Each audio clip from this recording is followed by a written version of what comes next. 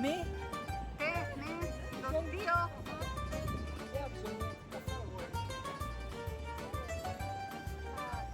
So what is farro?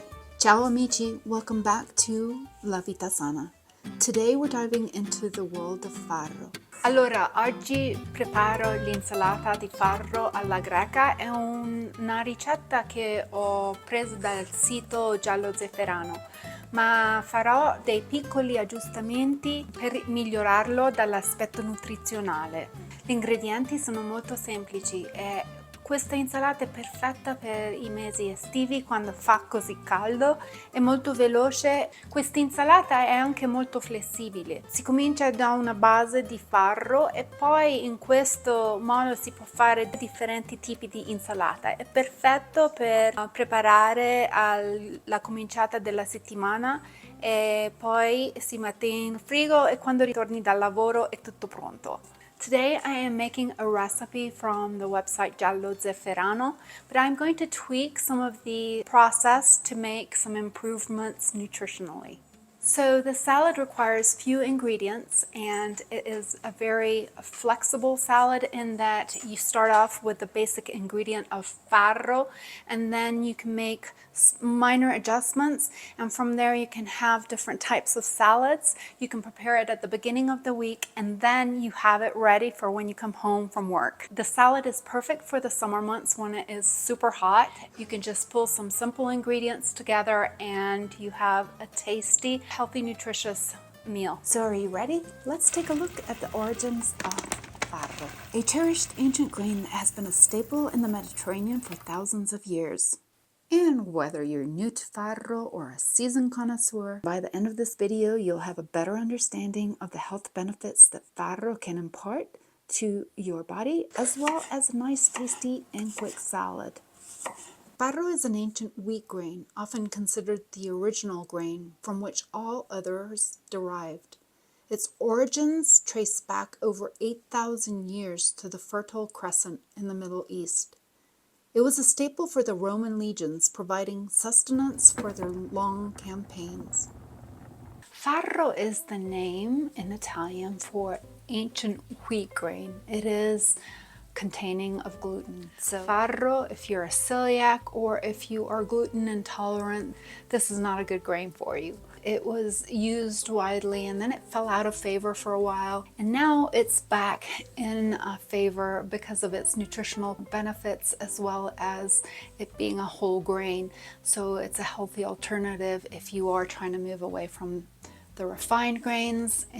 Now farro is actually kind of an umbrella term. You may have heard it referred to as acorn farro, which is it's a smaller farro, and then there is spelt, which is the larger farro. There's emmer, which is actually farro medio or medium.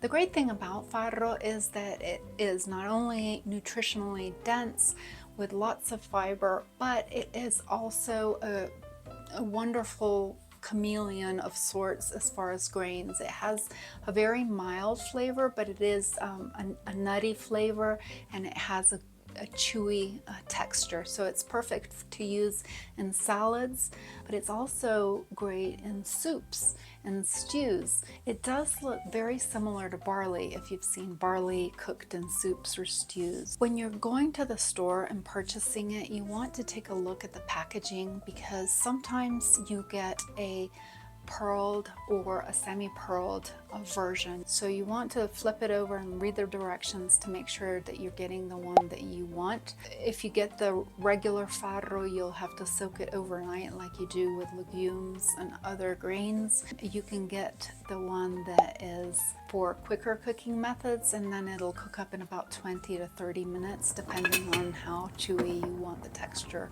of the grain to be. It's also rich in vitamin B3, which you may have heard of as niacin. And niacin is key in keeping your eyes, skin, and hair healthy. It also has the mineral magnesium in it. Now, magnesium is needed for strong bones as well as nerve and muscle function, and it is also important for maintaining a regular heartbeat. It is also rich in zinc. So zinc is very important for wound healing in your immune system, as well as helping break down carbohydrates in the process of digestion. And it has been linked to improve insulin sensitivity, so it is a good grain to include in a diet if you have been told that you have prediabetes or are a diabetic.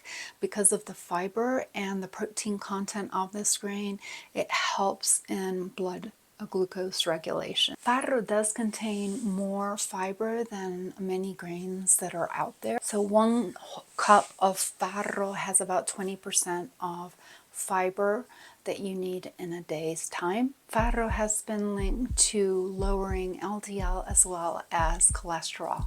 This grain is also chock full of antioxidants, so important in preventing cellular damage and the development of chronic diseases. So 1/4 of a cup, or about 47 grams of farro, has 6 grams of proteins. So with a package of fiber and protein, then this helps with keeping you full longer.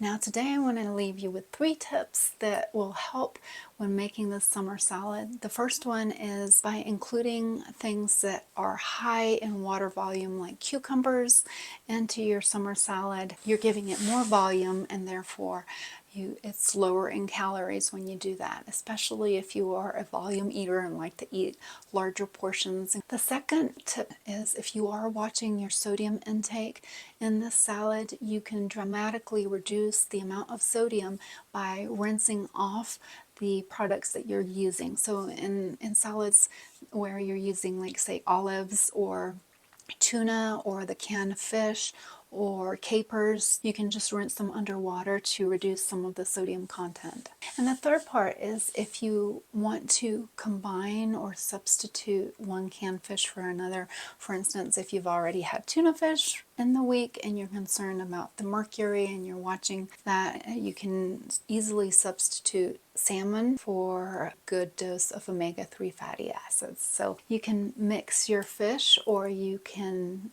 alternate between the type of fish that you use. Guardiamo cosa sono questi ingredienti. You'll start your recipe by cooking and preparing your farro. You'll need 200 grams of farro. You'll follow the directions on the back of the package, but essentially you're boiling it until you like the texture of it, and it will have a slight chewiness to it. Allora, il farro perlato l'ho fatto a cuocere circa 20 minuti. So the farro I just put in a pot and cooked it for about 20 minutes.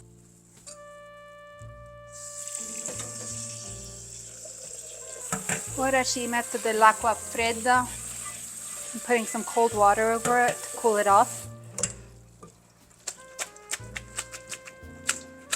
E il farro è pronto.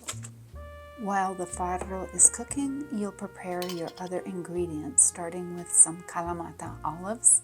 You'll need 50 grams of Kalamata olives, 50 grammi di olive nere come il tipo Kalamata,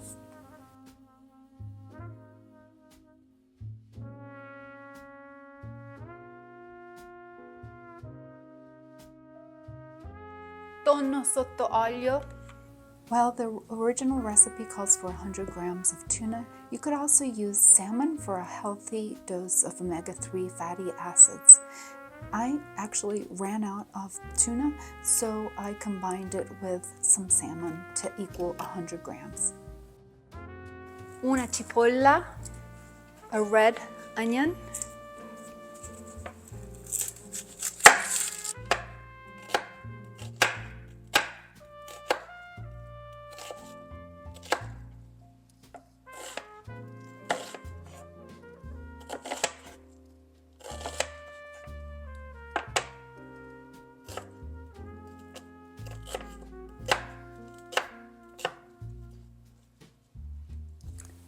And if if you really want to go old school, you can pull out the mezzaluna, which will dice your red onions even finer.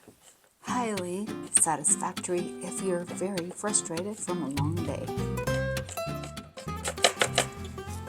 Mi fa piangere.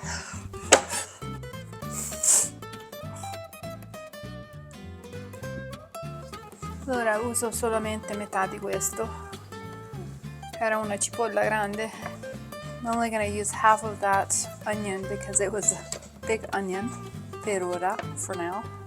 Un limone, a lemon. La scorza di limone. Lemon rind.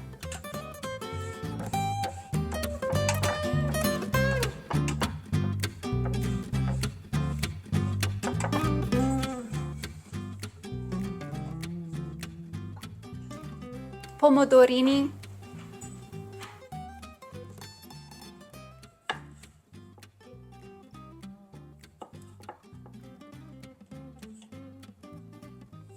Allora prendo un ciottolo più grande. I'm gonna get a bigger bowl. La feta. Feta cheese.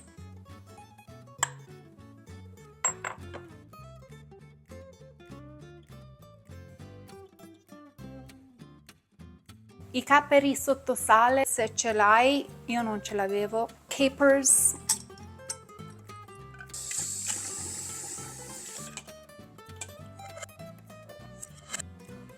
L'olio d'oliva, olive oil.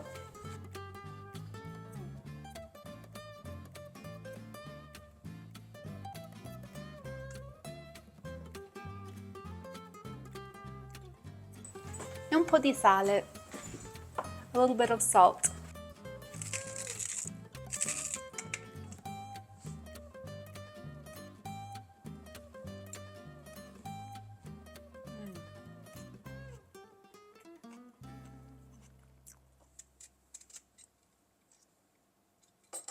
Si può aggiungere fette di cetriolo per una maggiore croccantezza.